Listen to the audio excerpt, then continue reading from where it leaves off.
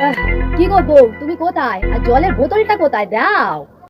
হ্যাঁ, তুমি চলে এসেছো। উফ, বাবা! আরে দাঁড়াও দাঁড়াও, এত হাতড়িও না অন্ধের মতো। ও, আমি তো ভুলেই গেছিলাম যে তুমি তো অন্ধই।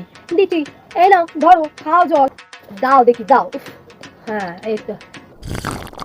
আহ আহ সারাদিন বেরালাম, কাজ কর্ম সেরকম ভাবে পেলামই না। হ্যাঁ, ঠিক আছে, দুটো খেতে দাও দেখি এখন। আহ, বাথরুমটা কোন দিকে? হ্যাঁ ঠিক আছে, যাচ্ছি। আমার মতো এত সুন্দরী বউ পেয়েছিলে বলে, না হলে যে তোমার কি হতো, কে যে তোমাকে বিয়ে করতো এই অন্ধ দেখে, সত্যি। তাই নাকি?